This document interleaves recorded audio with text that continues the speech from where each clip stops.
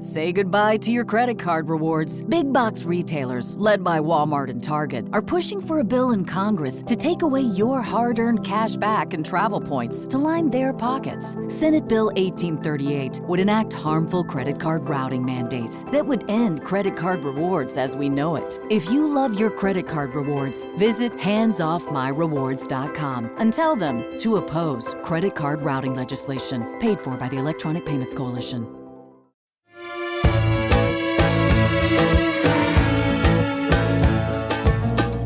Hello, Empire Podcast listeners. Anita here. Look, this episode is going to be one perhaps if you're of a delicate disposition or you've got small children or even slightly bigger children who don't like gory story, you may not want to listen to it with them. Anyway, just a friendly warning, on with the show.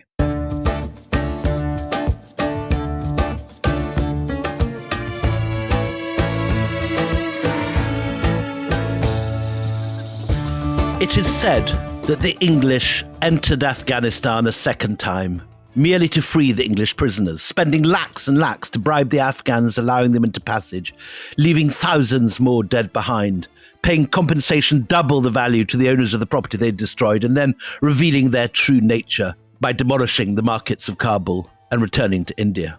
They had hoped to establish themselves in Afghanistan to block any Russian advance. But for all the treasures they expended, for all the lives they sacrificed, the only result was ruin and disgrace. If the English had been able to take and keep Afghanistan, would they have ever left a country where 44 different types of grape grow, and other fruits as well? Apples, pomegranates, pears, rhubarb, mulberries, sweet watermelon and muskmelon, apricots and peaches, and ice water that cannot be found in all the plains of India. These Indians know neither how to dress nor how to eat. God save me from the fire of their dal and their miserable chapatis. Rude. Anyway, those are the words of Mirza Atta, an Afghan who witnessed the British expedition in the Anglo-Afghan War, reflecting on the actions of the Army of Retribution. And this is what we're here to talk about. We left you in the last episode with a rout of British forces in Afghanistan. One man standing, according to legend, although William pointed out there were others who struggled in later. But Dr. Brydon, the only one of some 12,000 people who set off to take Afghanistan with Shah Shuja. They thought the man the key to Afghanistan and the key to holding the passage to India. Now, this is part of the Russia Great Game series that we are bringing you. And I know in the last episode, we kind of took our eyes off Russia, because partly they took their eyes off Afghanistan. I mean, Vitkovich on the verge of victory, all the hard work that he did, and suddenly pulled back. You'll find out, actually, in this episode, it's not quite that simple. Russia hasn't quite removed its gaze. So Russia reappears in this episode, but largely we're going to talk about the answer to that British rout, the Army of Retribution, sent to exact revenge on the Afghans after that fall of Kabul we talked about in the last Empire podcast, the British retreat, which led to such horrific scenes of devastation, murder, and even cannibalism. So that's what we're talking about today. First of all, just give us this big picture here, William, of what we are getting into. So, as we said in the last episode, awful as it was and catastrophic as it was, the retreat from Kabul is in fact the destruction of only one of 3 British garrisons in Afghanistan. And 2 remain holding out. One is Jalalabad, which is where the army from Kabul was trying to get to, which is just at the top of the Khyber Pass. It is the traditional gateway to India when, for example, the Chinese pilgrim Xuanzang passes in the 6th century. He thinks he's entering India when he gets to Jalalabad. And if you're coming from Kabul today, it's where you hit the heat of the plains, because you come down the Kabul Pass, and that's where the heat of India hits you. And in Jalalabad, even as the army is being destroyed from Kabul, is fighting Bob Sale, whose wife is taken hostage on the retreat from Kabul and is being looked after by Akbar Khan. And although she's not hurt by Akbar Khan, they suffer further casualties in an earthquake. They've already been through the retreat from Kabul, which is as big a nightmare as most people would have to deal with in their lives. But 6 months later, the fort where they're being kept is shaken to dust by an enormous earthquake. And of course, Lady Sale, who is indomitable, emerges from the timbers and the wreckage completely unhurt, as indeed does her daughter, Alexandra. I mean, they are made of some stuff, these sails. And then you've got General Knott and Henry Rawlinson holding on in Kandahar as well, haven't you? That's right. And General Knott is the character who really should have led the army. He was by far the best qualified soldier, but for class reasons and the fact that the East India Company armies were less posh than the Queen's regiments of the British Army, he's given the minor job of looking after Kandahar, which he does with great brilliance. And his sepoys remain loyal to him. And despite everything, they hold on to Kandahar for the whole of this disaster. So that winter, these two forces are under siege. And both are longing to wait for the passes to thaw with spring and to come and recapture Kabul. I just need to ask you what's happened to Shah Shuja, because last we saw him, he was holed up in this very ancient fort, Bala Hissar, the castle of the Afghans, and he was under siege as well. That's right. But Shah Shuja is made of sterling stuff, like Lady Sale. And although he was denigrated by all his British protectors who collapsed around him, Shah Shuja survives. And for the next 2 years, Shah Shuja remains alive in the Bala Hissar, exerting his authority, exploiting divisions among the other Afghans. One of the things that's quite interesting that we haven't said so far is that in the traditional British accounts of this first Afghan war, you get an impression of a bunch of conniving, treacherous natives, in inverted commas, who are all working together. In the Afghan accounts that I found in Afghanistan, you get much more clearly the fact that you have a bunch of completely different tribal groups who are acting independently and who certainly pragmatically take advantage of British errors and occasionally rise and act together. But as always with Afghanistan, as soon as the common enemy is gone, they begin squabbling with each other. And, you know, one of those factions is Dost Mohammad, who's managed to clamber out of the hellhole, but he has fallen into the hands of the British, and they are now keeping him in Missouri. And his son, who has exacted some of these, if not most of these atrocities, is waiting to get enough bargaining chips to get his dad out. So there's a lot bubbling away in the background. So, I mean, you've got a really interesting, I think, extract in your book from Shah Shuja, who's writing to Prince Timur. And what does he say in that letter? And he says, this is, again, one of the Afghan sources that I managed to find in Kandahar, this one. And he writes, "I frequently warned the English of what would take place, but they paid no regard to me. Fate has decreed those scenes which I hoped I will never see again. May God shield me from the shame. If by the blessings of God I should ever see you again, I will unfold to you the secrets of my heart. It was my fate to act as I have done.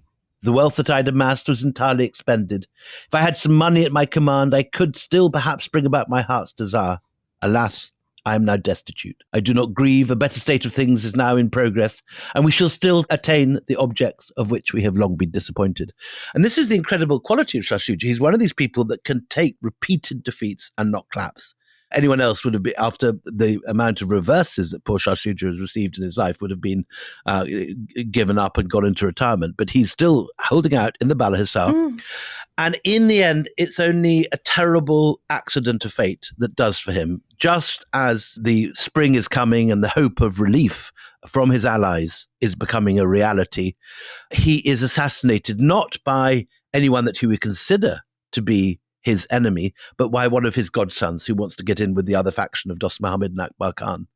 And Shah Shuja is coming out of the fort and he's killed by someone he trusts with a dagger at close quarters. They're the Barakzai assassins. And I mean, they don't just kill him. It's a humiliating end as well, because they strip him, don't they? They take everything off his body. That's right. And his body is left out for several days. I have to say, I mean, soon afterwards, he's buried in great state. And when you go to Kabul today, one of the most magnificent ancient buildings in the city is the tomb of Shah Shuja, where he's buried with his brother and his father, Timur Shah, in the shadow of the Bala Hissar. And it's a magnificent Mughal-style monument. It looks very like Safdarjung's tomb in Delhi, for example, or one of the Lodi tombs in the Lodi Gardens. It's a very familiar-looking shape and on a very grand scale. Right. This is something we'll talk about later, but he is regarded as the chief of the Popelzai tribe, whose modern chief is Hamid Karzai, the ex-president. Put a pin in that. I'm not going to let you blow that story. It's such a good one, but we'll come to that. We'll circle back to that at the end. But let's look at what the British are doing. So we sort of tantalizingly named the Army of Retribution at the end of the last episode. This is a little bit, to me, feels like the experience after the mutiny of the Red Mist and we're not having this. And is it a similar kind of sensibility that drives the Army of Retribution? Yes, and this, in a sense, forms the model for the armies of retribution 15 years later at the Indian Mutiny, or the First War of Independence, if you're listening to this in India, because this is one of those grim institutions that its entire point is to create war crimes. And when spring finally comes, in 1842, the Army of Retribution, which has been gathering its strength in Peshawar, marches up the Khyber Pass, relieves the garrison at Jalalabad, where Fighting Bob Sale has just defeated Akbar Khan in battle. And just before the army arrives, the army of Fighting Bob Sale marches out and surprises its besiegers. And poor Akbar Khan is sent off in chaos back to Kabul. So when the Army of Retribution comes to the top of the Khyber Pass, they are surprised to be greeted by Fighting Bob and all his men ready to greet them at the top of the Khyber Pass. I mean, that is the one thing that we ought to, again, mention is just the guts of these people to do things that the Afghans think nobody would be stupid enough to do this. It's, the first time we saw that was when they actually came, first of all, passing through the Bola Pass, which they should not have, nobody should get through that, and they did. And so they meet very little resistance. And no one would have imagined that after all they've been through, Fighting Bob Sale would have come out, sabre swinging. But the Army of Retribution is a very dark chapter in this story, in that it exists to humiliate and punish the Afghans. So every Afghan settlement that it passes on its way to Kabul, it destroys. Every tree it comes across, it cuts down. Every field of crops that it sees, it burns. And this is made only worse. I mean, again, there are great echoes, as you say, in 1857, where the atrocities of the uprising only accelerate and amplify the atrocities done by the vengeful British Army. Because as they progress towards Kabul from Jalalabad, they are moving along the road that the army of Kabul was destroyed upon. So what they see everywhere that they go is drifts of snow containing perfectly preserved bodies and skeletons. One officer writes, some were mere skeletons, while others were in better state of preservation. Their hair was still on their heads. Their features were perfect, although discoloured. Their eyes had evidently been picked out by birds of prey, which, wheeling in endless gyrations above my head, seemed to consider me an intruder in their domain. On turning a corner of a large rock, where 5 or 6 bodies were lying in a heap together, a vulture had been banqueting on them, hopped carelessly away a little distance, lazily flapping its huge wings, but too indolent to fly. I turned away from the sickening sight with a sad heart, but a stern determination to lend my best efforts to paying the Afghans the debt of revenge we owed them. And do they, and how? So after the hostages have been secured by this Army of Retribution, they really do set about repaying this debt, and with such extraordinary brutality. So they get to the summer resort of Istalif and they find 500 enslaved sepoys in a pitiful condition. These are people who fought on their side, who were loyal to them, and they have been starved. They're half naked, ragged, and, looking like an army of the living dead. So the army then commits a massacre in Istalif. And it's not just men. It's not just the fighting men. Yeah, it's boys. Any boy and over 14, and women as well. Yep, women are killed at this time. Right. And this horrifies many of the officers who record it, which is why we know about it. Well, let's put a number on it. So 4,000 men, women and children reported to have been cut down during Istalif. And the wounded are not allowed to escape. They are collected in heaps and burnt alive, while the women are divided among the troops by throws of dice. So exactly the same barbaric treatment that they had suffered is now meted out to the Afghans in turn. And then there's the greatest irony of all. If you remember, the point of this entire exercise was to not only keep the Russians out and keep the Russians at bay and away from India, but to somehow draw Afghanistan into the British orbit. Win the hearts and minds. Through trade. And there were high hopes that Afghanistan could be restored to its glory days. Remember that at the time of the Mughals, Afghanistan was considered to be a richer and grander and more civilized place, at least by the Mughals themselves, than India was. And so Babur, for example, in the Baburnama, writes endlessly of the beauties of Afghanistan and the civilization of Afghanistan, and he's very snotty about India. This is the last moment, in a sense, that Afghanistan has a shadow of that left. But the final thing the British do before they leave is to destroy all that. So the great Mughal bazaar built in Kabul, which had been standing well and fine still when the British arrive, is destroyed. It's built at the same time that the Red Fort in Delhi, the Jama Masjid, all these glorious things from the high point of Mughal rule, the time of the Taj Mahal. This bazaar is the wonder of Central Asia, built for a time when Afghanistan considered itself to be the crossroads of Central Asia and the place where all traders could come. That is dynamited and leveled. There's not a trace of it today. So, I mean, this is a legacy of poverty that they wish to leave. That this is a country that, they're going to take the legs out of, and, whatever comes next is not going to be good. And they've been promising Shah Shuja's supporters that they're going to support him and they're going to leave a government in Afghanistan that is going to be friendly. But having done this destruction, they then just plan to withdraw. And the British intelligence chief, who is Burns's Munshi, Mohan Lal, who has somehow survived the death of his boss and is still gathering incredible intelligence and has been promising all the British allies and sympathizers in Kabul that they will be rescued and looked after, now finds he has to tell all the allies that they are going to be left. You're on your own. You're on your own. And he says, I could hardly show my face to them at the time of our departure. And when they all came full of tears, saying we had deceived and punished our friends, causing them to stand alone against their own countrymen, then leaving them in the mouths of lions. And that as soon as Wazir Akbar Khan would take Kabul, they predicted correctly that he would torture, imprison, extort money from them, and disgrace all those who'd taken our side. And can I just say how very, again, current these things feel? Because that must surely be somewhere in the consciousness of Afghanistan, and certainly more recently. I've done programs on it, Afghan translators who are still left there, and the British officers who I've spoken to who are absolutely tortured with the guilt that they promised that they would get them out. And I know there are Arab schemes, but there are so many who were left behind and couldn't get out who are still there. I've got a friend, my local taxi driver, Fearn. He'd worked with the British. He got his 9 months pregnant wife out in the last plane out of Kabul 2 years ago. But his sister stayed behind. Her husband was in the security forces, and as soon as the Taliban came in, they shot him dead in front of his children. So that's a story from 2 years ago, exactly mirroring what we're seeing here in 1842. Well, I mean, since we're talking about, current events, I did a whole documentary series on the BBC, the other job that I do. This soldier, very senior soldier, refused to accept that his translator couldn't get out. So lobbied just through the highest channels to finally have him extracted, and his wife and his small children. But his brother, who is a surgeon who also worked for the British, was left behind. And they came and they attacked another brother and they slaughtered him in front of his family, saying, where is he? Where is the translator? And, bits of this family are still sort of scattered, who in some way or the other done work for the British. And they can't get out. There are so many of these stories around. There's also, and this is quite interesting, there's also a whole community in Afghanistan who are the Qizilbash community, who had supported the British, and they leave with the Army of Retribution. When the Army of Retribution marches out in 1842, they come too.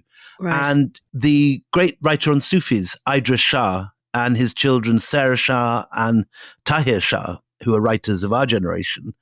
Sarah did a famous documentary that was an award-winning documentary on Taliban Afghanistan. She's a friend of mine. Her family leave with their Qizilbash. They leave with the Army of Retribution, and they're eventually given someone we've also talked about on this series, the Begum Samru.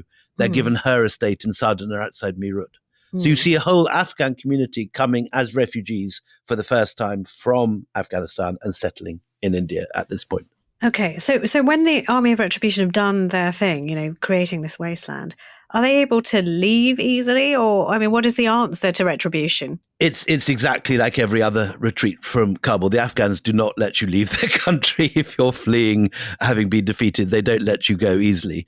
And the whole way out, the Army of Retribution that has behaved so appallingly and raping and murdering and burning alive wounded people, it is followed every inch of the way back down to India by sharpshooters who are shooting at it. And several of the accounts we have of the First Afghan War are by people who get very badly injured on this retreat and leave their accounts. But my favorite account is Mirza Atta, the Afghan who's has supported the British, and he's one of those who's forced out. And we started the episode with him. And he writes again, the remaining troops, when they were safely out of Afghanistan, were welcomed by speeches by the Governor General. For the proverb says, Afghanistan is the land of hawks, but India is the land of the carrion crow. In truth, the English would never, ever, after years and years, ever have managed to pacify Khorasan. The English, with their crow-like Indian troops, stayed with their bones scattered and unburied in the mountain slopes of Afghanistan, while the brave Afghan fighters looked for martyrdom and were victorious in this world and the next. Blessed they are indeed who taste the cup of martyrdom. Mirza Atta is saying, good riddance to the British, the Afghans won. And this, unequivocally, like so many other of the forces who have invaded Afghanistan, this is the fate. Each time they come in, they occupy for a bit, and then they're driven out, and they have to live with that. We've seen that with successively the British, the Russians, and most recently, the Americans. And to this wasteland, almost, to sit on the throne with a crown of thorns, really, because that's all that's left, Dost Mohammad returns from exile. And Dost Mohammad is a very honourable enemy. And the deal is that they swap the hostages, and he agrees to protect the passes of Afghanistan from the Russians and to effectively turn Afghanistan into a buffer zone. And this is what he does. He succeeds in reconquering the whole country. He's the most successful ruler of his generation, and he doesn't allow the Russians in. And there's a particular moment when he could invade India in 1857, during the Great Uprising, the Indian Mutiny, or the First War of Independence, when many people in Afghanistan call for him to take the opportunity when there's disarray in India to retake Peshawar, which had originally been Afghan, and to extend Afghan rule into the Punjab again. But he says, I signed a treaty, I refuse to do this. So, you've brought up the Russians, and you have brought up the Dost Mohammad's willingness to become the dam against the Russians. Where are they, and what are they doing now? So, of course, the Russians, who thought they had an agreement with the British and withdrew their ambassador from Tehran, pulled back Vitkovich from Afghanistan, had to sit and watch while, in their view, the British broke their treaty, broke their gentleman's agreement, and invaded Afghanistan. And so in 1839, when the news came that Afghanistan has fallen to the British, the Russians decide to do the British thing. And they say so explicitly, we're doing what the British did. Well, they say, in the English manner is the phrase. In the English manner is exactly, yeah. They decide to send an army across the steppe from Orenburg to take the great caravan city of Khyber. Now, Khyber today, I was there a couple of years ago, is this magnificent caravan city in present-day Uzbekistan. And it is one of the most magnificent cities of the region. Spectacular minarets, amazing mud brick walls, wonderful palaces filled with tiles, and incredibly beautiful mosques. It's one of the great jewels of Central Asia. And the Russians think this is the moment to show that they're not going to fall behind the British in this contest, as they see it, what the British call the Great Game, the Tsarists call the Tournament of Shadows. So 1839, accompanied by more than 5,000 troops, both Russian and Cossack, and followed by a train of 10,000 camels, General Perovsky, who's in charge of Orenburg, sets out to take Khyber. But he has no more luck than the British. And it is the coldest winter in living memory, and they set out too late in the year. And without even meeting a single Khyber in battle, the force is wiped out by these sub-zero temperatures. And in December, having lost half the force to frostbite and cold, they turn back with no gains and return to Orenburg. But as we'll see in a future episode, all these great caravan cities, Samarkand, Bukhara, Tashkent, and Khyber, will very soon fall to further Tsarist expansion. Well, more to come. Join us after the break. Say goodbye to your credit card rewards. Big box retailers, led by Walmart and Target, are pushing for a bill in Congress to take away your hard-earned cash back and travel points to line their pockets. Senate Bill 1838 would enact harmful credit card routing mandates that would end credit card rewards as we know it. If you love your credit card rewards, visit handsoffmyrewards.com and tell them to oppose credit card routing legislation paid for by the Electronic Payments Coalition. This episode is brought to you by Shopify. No matter how big you want to grow, Shopify gives you everything you need to take your business to the next level. Shopify is the commerce platform that makes it easy to show up and sell exactly the way you want to. No need to code or design. Sign up for your $1 per month trial period today. Visit shopify.com/offer23 to get started.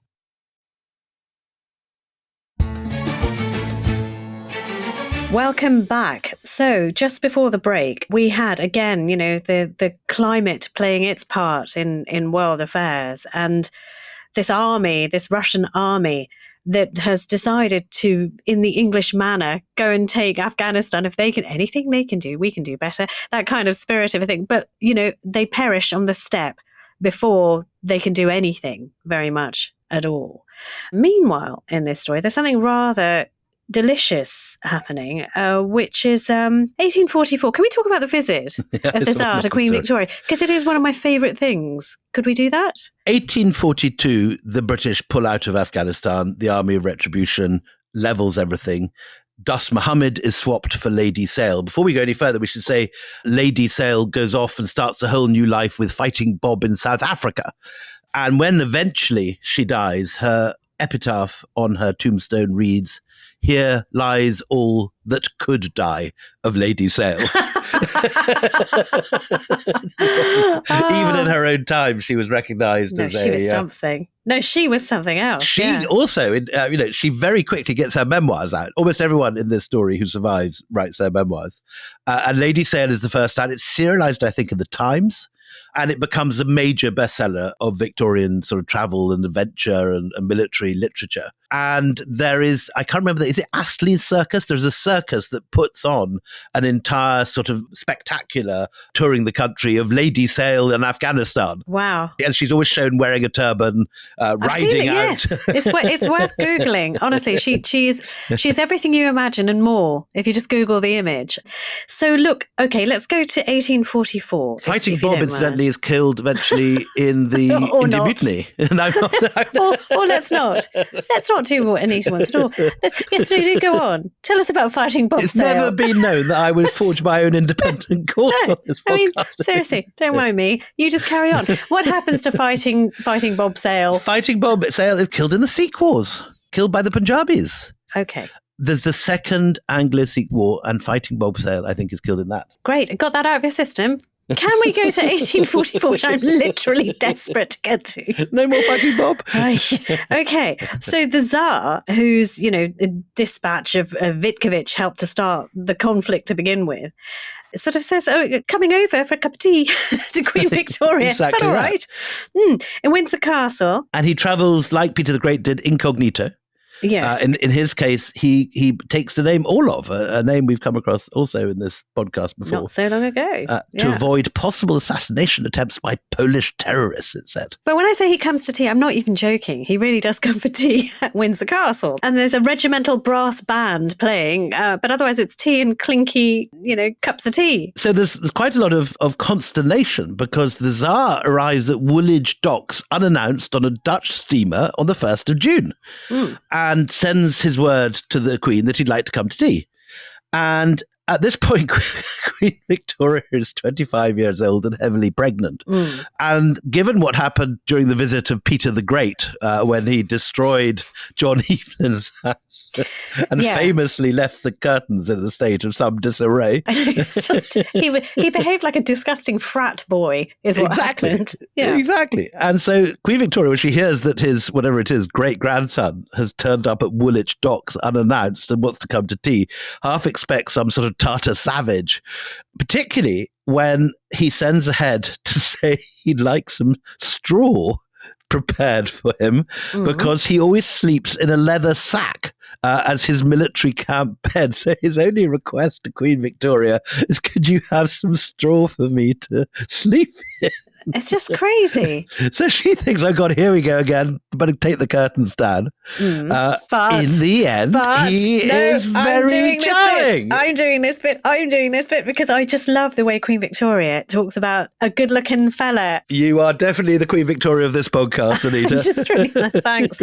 But she does like a well-turned-out man. She does notice.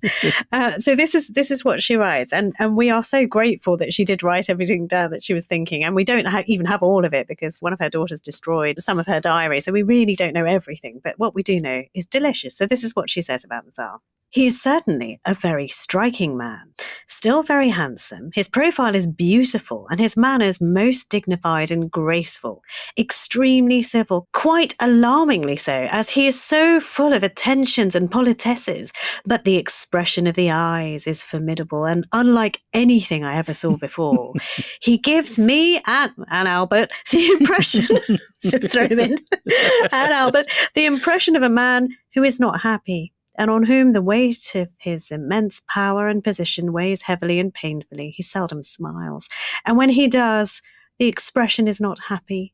He is, however, very easy to get on with. She's great, isn't she? It's just so great. And then there's this extraordinary meeting. Now, this week, am recording this next to Chiswick House in West London. And this is where Prince Albert takes the Tsar to tea to Chiswick House.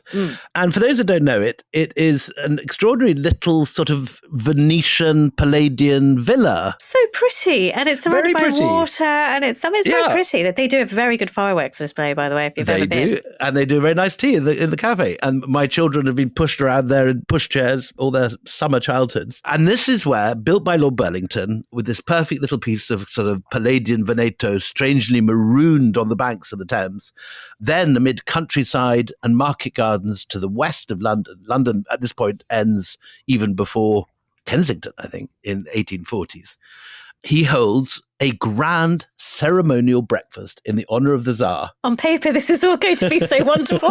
On paper, it's going to be lovely. You know, the Duke of Devonshire, who is the linchpin of the Whig establishment, he's meant to host this grand ceremonial breakfast. So it's going to have all the good baked goods going to be wheeled out, all the very best things. And they lay on the band of the Coldstream Guards and the Horse Guards, and it's a bright summer day, 8th of June. The royal cavalcade enters the gates of Chiswick House, playing the Russian national anthem. The imperial standard is raised over the summer parlour and the royal standard over the arcade. There's a 21-gun salute, and in walks the Tsar, and with the Duke of Devonshire's 4 liveried giraffes. Yes, we should just pause there and say that again. So the Duke of Devonshire, who has a lot, also has 4 giraffes dressed up. Dressed up. Very handsome, groomed and brocaded, I like to think, giraffes who are there to welcome the Tsar. And it all starts off very well. The Tsar talks mainly to the Duke of Wellington, our old friend, who is now probably in his 70s. But he also talks to Lord Melbourne and the Prime Minister, Sir Robert Peel. With the Tsar is Count Nesselrode, the foreign minister, who originally dispatched Vitkovich. The Count Nesselrode, yeah. He comes to Chiswick House. It's the most extraordinary bit of history. Didn't realise he was there as well. It was amazing. And then? And he chats to his opposite number, Lord Palmerston. This is the end of 30 years of Russophobia in the British establishment. Finally, all these people are meeting each other. They've been exchanging telegrams and threats for years, but they instead now meet in conversation with these giraffes. And this is all intended to cement relations between these two great powers and avoid the sorts of misunderstandings and suspicions which have caused so much unnecessary bloodshed all over Afghanistan. I mean, I do think there's something to be said about this. If you really do want to break the ice with somebody, having some kind of exotic pet in the background, it's an icebreaker. I mean, if it's like, hashtag awkward, bring on a camel or something like that. It all starts very well. There's an exercise in public relations. The Tsar's visit is a great success. London society women, especially charmed by his good looks, isn't just Queen Victoria and his perfect manners. He is still a great devotee of female beauty, noted Baron Stockmar, and his old English flames he's shown the greatest attention to.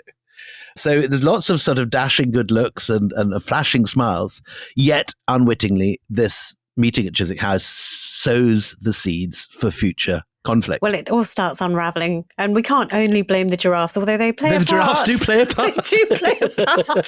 So what starts to go wrong? I mean, you tell this so beautifully. Go on. When does it start slightly going pear-shaped? So there's two things that basically go wrong. First of all, there's the diplomacy, and then there's the giraffes. First, as far as the diplomacy is concerned, the Tsar, who doesn't really understand about parliamentary factions and needing to put things through a parliamentary vote, thinks that he has an understanding from Robert Peel and his foreign secretary, Lord Aberdeen, that between them, Britain and Russia can split up the Ottoman Empire, which is, of course, the great Russian project. Ever since the time of Catherine the Great, they've wanted to seize Constantinople. Catherine has named one of her boys Constantine so that he can be put on the throne of Constantinople. Potemkin has captured the Black Sea so the Russian fleet can steam down the Bosphorus to capture the great former capital of Byzantium. But the British don't see this as a settled agreement. They see it as conversations merely as a private exchange of ideas, and certainly not as some sort of binding gentleman's agreement as the Tsar believes. And so, as well as sowing the seeds of the next stage of distrust that will lead to our next episode, which is the Crimean War, there is also the matter of the giraffes. All right, so there's this kind of agreement that he thinks he's got that is not a real thing, which will then become a bone of contention. But can I just tell a little bit of this, because it's just your story? Can I? Oh, thank you. Okay, so they're having breakfast. It's all very nice. He thinks he's got an agreement. The King of Saxony is around and in attendance as well. And they're crossing the lake in boats, and it's all beautiful. It's a beautiful summer's day, as William said. And, it's being punted by the Duke's watermen. And they want to go and take a closer look at the Devonshire giraffes. But the giraffes have other ideas. So the giraffes actually, it turns out, want to have quite a good look at them. So they start wading across the water in the opposite direction before suddenly running amok on the lawns of Chiswick House. And they stampede the Tsar's party, who are waiting on the other bank. And this, to all intents and purposes, looks like an assassination attempt by giraffes. I mean, literally, they're drawing their guns and sabers, aren't they? They think this is a proper attack. They are. No, it's nearly a major diplomatic incident. Anyway, the giraffes are led away by the Devonshire's grandsmen in their state liveries. Yeah. But from that point, a long chain of accidents, gaffes, and diplomatic misunderstandings lead inexorably to Russia and Britain going to war against each other in the Crimea only 9 years later after this great meeting. Yeah. That begins in 1853. And it's going to be a good one, by the way. We've got a really good guest. Orlando Figes is going to be with us on Thursday to talk Crimean War. But can we just take a pause and just think about Afghanistan before we look forward to the Crimea and to Russia again? Because they call Afghanistan the graveyard of empires for a reason, don't they, William? Well, again, this is one of these phrases like the great game which irritate Afghan historians. Because as far as they're concerned, Afghanistan can also be the center of empires. What we often forget when we think of the great Mughals, we think of them today as being an Indian power, forgetting that one of the great Mughal capitals was actually Kabul. And that along with Delhi, Agra, Lucknow, and so on, there is a major summer capital, not just in Srinagar in Kashmir, but in Kabul. And when you go to Afghanistan, you still find, like in Nimla, these wonderful Mughal gardens dotted around the place unexpectedly. And so there are many other empires which have centered in Afghanistan earlier. The Kushan Empire, which is at the same time as the Roman Empire, is run out of Afghanistan. And later you get the wonderful golden age of the Timurids at Herat, with some of the greatest miniatures ever painted being produced in Afghanistan. So if you're an Afghan and you're told that it's a graveyard of empires, you say, hang on a minute, there's there's a whole load of empires which began here. They're just not your empires, but they're just not your empires. Exactly. Yeah. It's invading empires, invaders, particularly Christian invaders or atheist invaders from the West, who are given very short shrift. Okay, now wait. I want to talk more about you, believe it or not. You spent the whole of this podcast trying to turn the subject the other direction. I know. This is a very dramatic change in policy. No. Let's talk about you. So look, when researching Return of the King, it's extraordinary things happened to you. And I think we only very briefly skipped and jumped over your sort of deals with death that happened. It wasn't an easy thing to do this. And you were getting your hands on primary sources that nobody'd seen or bothered to translate before because they just weren't interested in the Persian stuff, were they? I have to say that I have never been more excited. There were one or two hairy moments. Every time I came back to Delhi from Kabul or Kandahar or Ghazni or wherever I was just buzzing. And my family got so intrigued, they eventually insisted that I take them there. And my son, Sam, who was going to have a very lucrative career as a physicist and engineer and was about to do all his A-levels in physics, was so blown away by Afghanistan, he started learning Dari and Farsi while he was there and ended up doing it at Oxford and is now a historian. And now is now a historian, very much in the footsteps of his dad, and he's quite brilliant as well. But with rather better linguistic, he's got Sanskrit and he's got Persian, so he outwits me there. Lovely, Sam. So you broke a physicist. So we broke a physicist. Broke a physicist. But what else? I mean, you met some really important and interesting people. So first night there, I was taken to see the head of the security services who bizarrely had read Last Mughal and was very critical of Bahadur Shah Zafar, who thought it was far too weak. And he was a great believer in a more sort of iron-fisted approach, as indeed his security services were famous for. I've never previously met a secret policeman who's done a critique of any of my books. But he insisted, he said, you can't write this book unless you go and follow the route. And I said, isn't this a little bit dangerous? He said, no problem. We have the tribal chieftain of Jigdalik, Anwar Khan Jigdalik, who is our Olympic Afghan wrestling champion. Yes. Okay. He was with the Taliban, but he's just come into us. He'll take you back to his home. And poor old Anwar Khan, who actually hadn't been to his home village for about 3 years, was commanded by the chief of secret police to take me down there. And we got to Jagdalik, and of course all his friends and family came out, and we had to have a huge Afghan feast.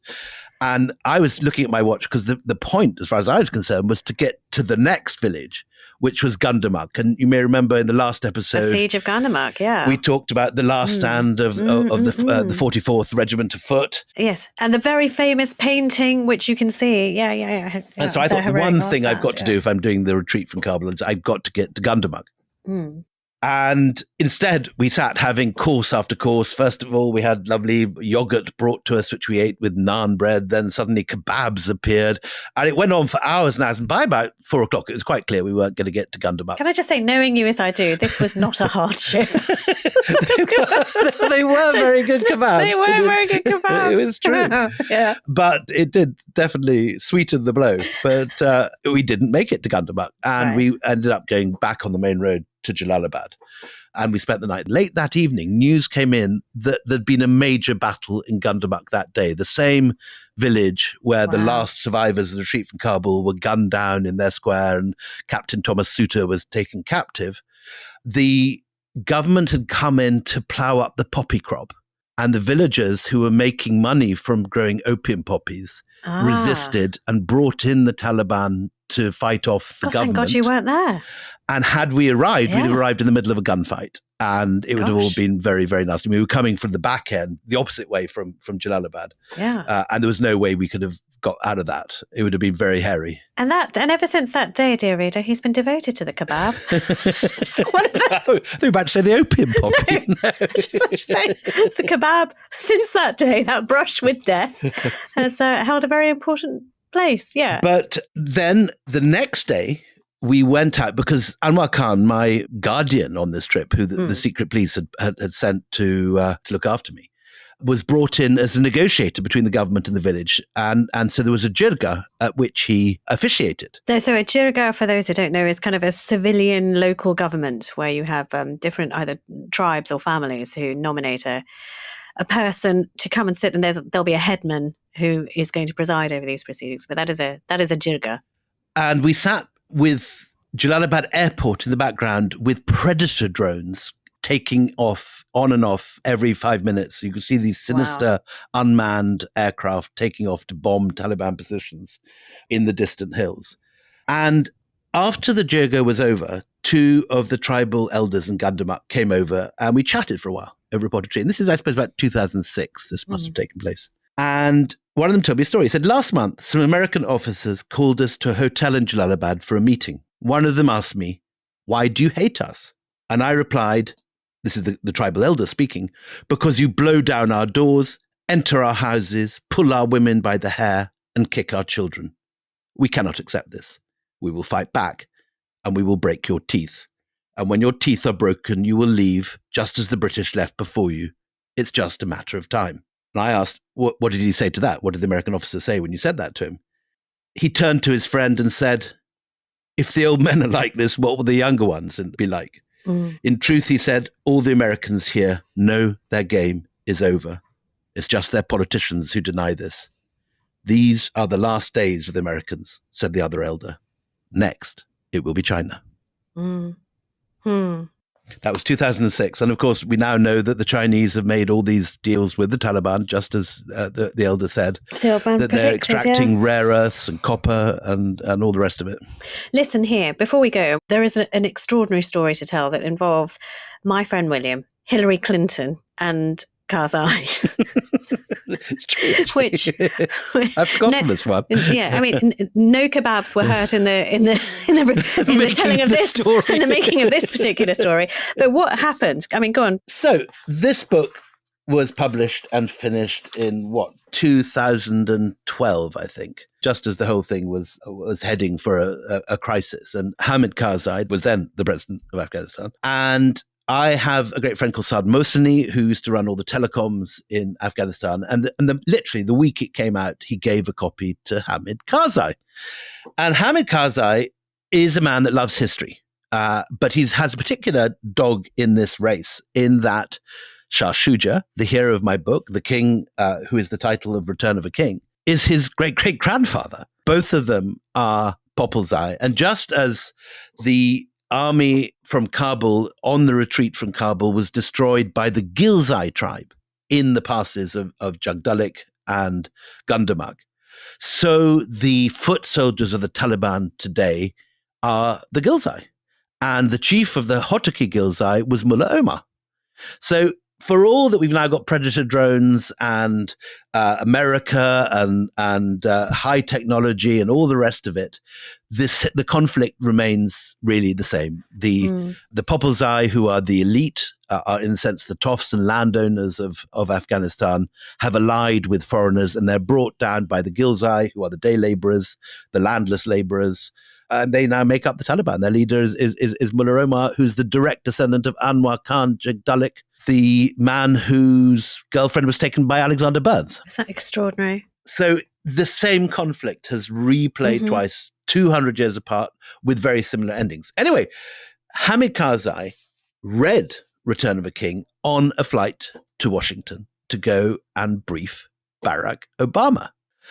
And the conclusion he drew from this book was that while he should continue to take the aid of the West when it suited him, he could not risk ever appearing as the puppet of the West. So don't be too Shah Shuja. That's the moral of the be less Shah Shuja. Don't be associated with the infidels, the invaders, and so on. And so from the moment he got out of the plane, he started denouncing the Americans for collateral damage, for destroying villages that were nothing to do with anything. And this, of course, was going on. The Americans were often very clumsy. They drone attacked the wrong villages. Yeah. Innocent people were regularly killed. But the State Department must have been standing on the tarmac going, what the hell happened to him? He wasn't talking like that before he left. What's happened here? I didn't know quite the detail of this, though I knew Karzai had read it, and I received a summons, we'll talk about this in a second, to Kabul to come and see him. But it was only when WikiLeaks leaked Hillary Clinton's emails through, we now know, the intervention of Putin's Secret Service, that some of Hillary Clinton's emails emerged on the front page of the New York Times. And one of them was from Hillary Clinton saying, how do we stop Hamid Karzai reading this bloody book? The more he reads of it, who is this Dalrymple anyway? The more he reads of it, the more he comes out against us. And there were replies from the then American ambassador in Pakistan and various people in Kabul.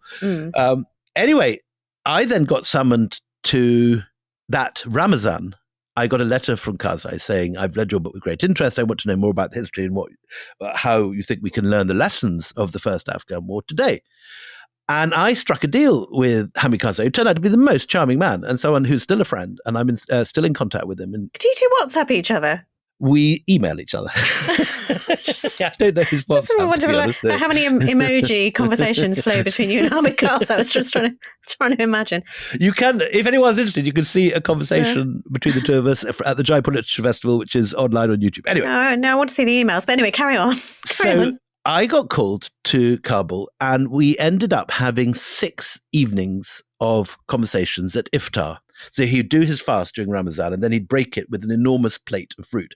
And I would be invited in for an hour, and I was allowed to interview him about his life. And in return, he could ask me questions about Shah Shuja and the history. Gosh, isn't that amazing? So for 6 days, I think I was brought into the Arg every evening, like Sherazad, told him all these stories. And then he would reply with questions. And I got a lovely big front page interview with him in the New York Times out of it at the end of it. And he's remained a friend. And he's still now not quite under house arrest in Kabul, but at least rather like Shah Shuja, still alive after the British left. He is still alive in Kabul near the Arg in a house with his wife and young children. And I hope they're all right. Then another weird thing happened that, having heard about this, I got called to the West Wing. Don't laugh. Anything they can do, we can do better. Well, Karzai's had him over. Quick, to the White House. So what happened then? And the only people that didn't have any interest in talking to me at all were the British. Right. So what did the Americans? So was it Hillary who said, "Is this the author of the bloody book"? Who was it who talked to you at the White House? So it was her. So it turned out at this point that there was a whole floor of the West Wing of the White House, which was dedicated to AFPAC, as they hyphenated it. No longer hyphenated, and that is no longer the case. But at this point, there was a whole floor of the West Wing. And I just gave a lecture on the First Afghan War to their Afghan teams, and all of whom were extraordinary. I mean, I was expecting, because it wasn't going very well, the American war in Afghanistan, and I was expecting a bunch of cowboys, but in fact they were highly educated. They knew the details of all the tribal politics, and I've never been given a more intense grilling than I was there. Well, it was the State Department. I mean, one would hope that they know something. Yeah, well, they didn't disappoint. They were very bright and very, very well informed, and no, they were a really smart bunch. Well, that is it. This is me trying to keep up with Seabag now. I may not have influenced Putin, but I have been read by Ahmed Karzai. Listen, we are going to have to end it here, but Crimean War up next with the fabulous Orlando 5G. So please do join us then. Until then, though, it's goodbye from me, Anita Anand. And goodbye from me, William Davenport.